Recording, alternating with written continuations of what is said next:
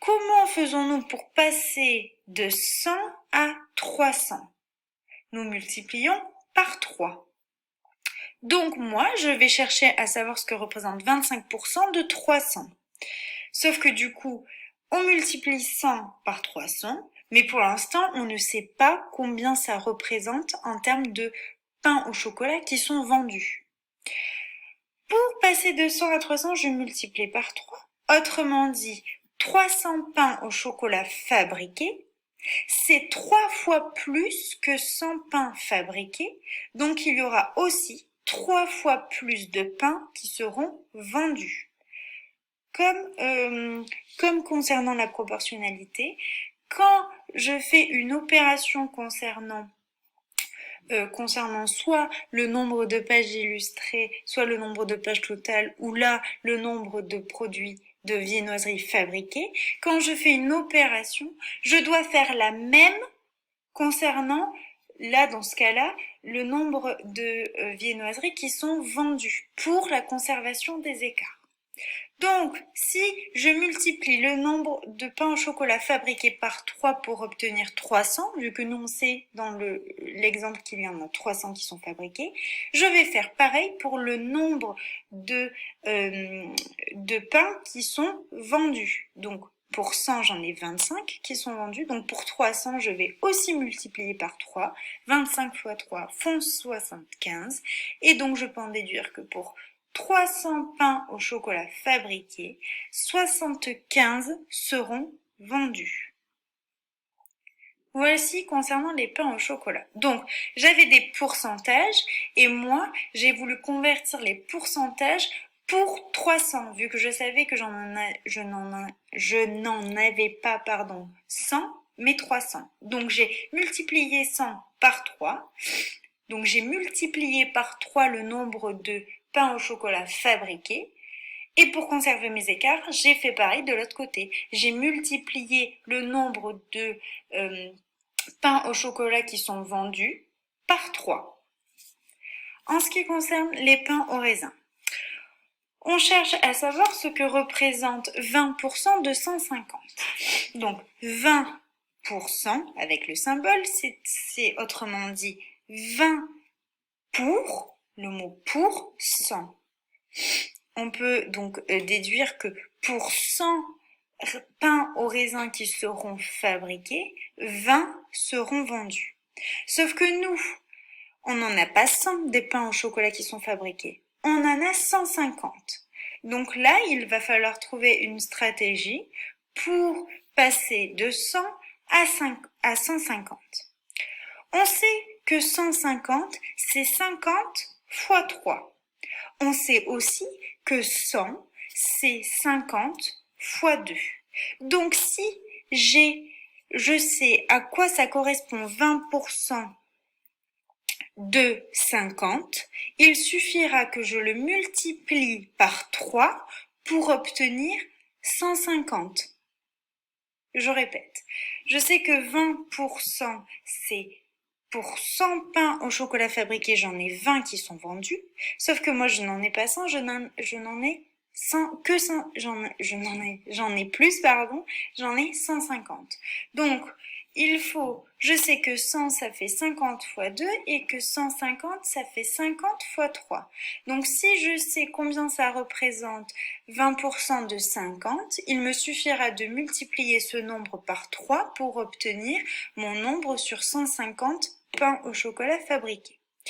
Donc, c'est assez simple. On sait que 20%, c'est 20 pour le mot 100. Donc, moi, je veux pour 50. Donc, pour passer de 100 à 50, je divise par 2. Donc, je fais pareil, toujours dans l'optique de conserver les écarts, de l'autre côté. Donc, si j'ai divisé par 2 mon nombre de pains au raisin qui sont fabriqués, je divise aussi par 2 le nombre de pains au raisin qui sont vendus. Autrement dit, je fais 20 divisé par 2 et j'obtiens 10. Donc, 20%, c'est égal à presque la même chose, disons, que 10%. Donc, je sais que pour 50 pains au chocolat qui seront fabriqués, 10 seront vendus. Maintenant que je sais pour 50, moi je vais multiplier par 3 vu que je veux pour 150, vu qu'on sait qu'il y en a 150 de pains au raisin qui sont fabriqués. Donc qu'est-ce qu'il me reste à faire? C'est de multiplier 50 par 3 pour obtenir 150 et je fais bien évidemment pareil pour le nombre de pains au chocolat qui sont vendus. Autrement dit, je fais 10 fois 3. Donc j'obtiens que pour 150 pains au raisin qui sont fabriqués, 30 seront vendus. Maintenant, faisons la phase B. On vous dit que 2 pâtissiers ont fabriqué le même nombre de tartelettes. Ça, c'est très important. On vous dit que la pâtissière, elle en a vendu 3/5 et que le pâtissier en a vendu 60%. Et on vous demande, est-ce que l'un de ces pâtissiers a vendu plus de tartelettes que d'autres? Attention, il faut justifier les réponses. La pâtissière, elle nous donne donc le nombre de tartelettes vendues sous forme de fraction et le pâtissier sous forme de pourcentage. Donc, la procédure sera exactement la même que pour la phase B, pour laquelle on avait le nombre de viennoiseries vendues sous forme de fraction et d'autres sous forme de pourcentage.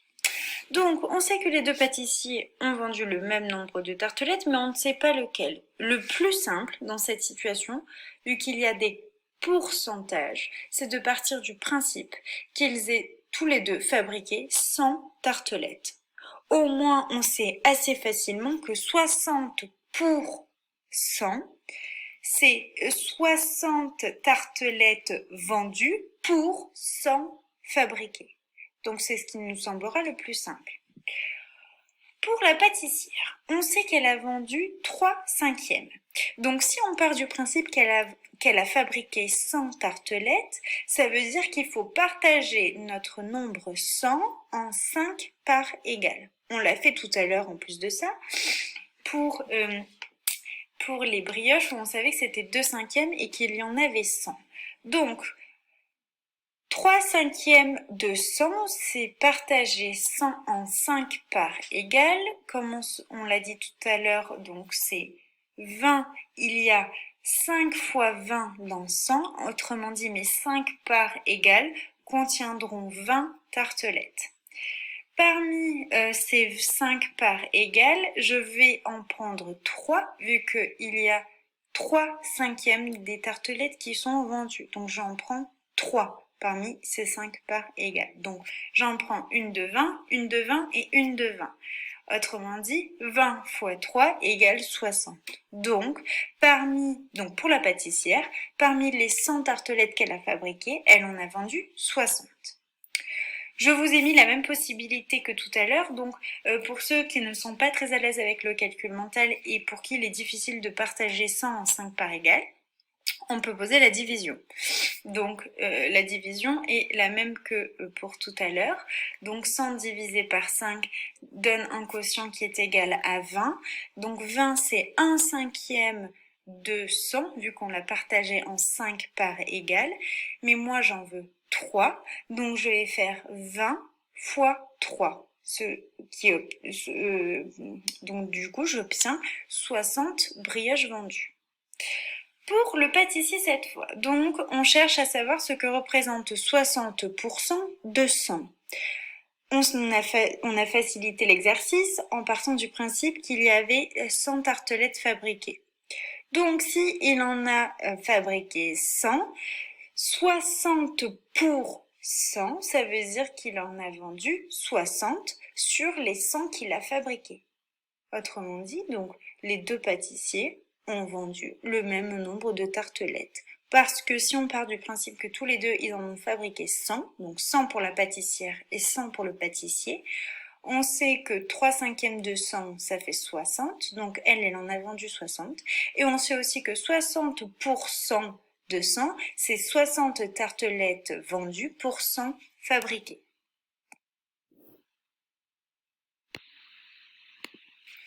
Voici les exercices que l'on vous propose en lien avec les pourcentages. Il s'agit de 3 problèmes. Le premier problème, on vous dit qu'il y a un téléviseur qui vaut 200 €. Il est soldé avec une réduction de 10% et on vous demande quel est son nouveau prix. Autrement dit, vous devez chercher ce que représente 10% de 200 euros. Le deuxième problème, on nous dit qu'une tablette coûte de base 150 euros. Celle-ci a été soldée et son prix après le solde est de 120 euros. Quel est le pourcentage de réduction? Donc, contrairement au premier problème, nous n'avons pas le pourcentage de réduction, mais par contre, on a le prix avant et après réduction. Donc, à vous de trouver comment on peut faire pour savoir le pourcentage de réduction pour partir de 150 euros et arriver à 120 euros. Le troisième problème concerne Idriss et Ulysse et on vous dit qu'ils ont acheté un manteau qui est affiché au même prix. Idriss nous dit « Le marchand m'a fait une réduction de 25% sur le prix affiché. » Ulysse, il dit « À moi, il a bien voulu me faire une réduction égale au quart du prix affiché. » Et on vous demande, Idriss a-t-il obtenu une réduction plus importante qu'Ulysse? On sait que les deux manteaux ont le même prix. Ça doit vous rappeler la phase B, lorsque les deux pâtissiers avaient fabriqué le même nombre de tartelettes, mais on ne savait pas quel était ce nombre. Et bien là, le principe est le même. On sait qu'ils ont acheté deux manteaux au même prix, mais on ne connaît pas ce prix. À vous de faire en sorte de partir d'un prix, le plus simple qu'il soit, et d'en déduire ce que représente 25% de ce nombre et un quart de ce nombre pour pouvoir comparer les deux et le prix final, à savoir si Idriss a obtenu une réduction plus ou moins importante qu'Ulysse. Pour les élèves qui sont davantage en difficulté, on vous propose de faire le problème 1 et 3.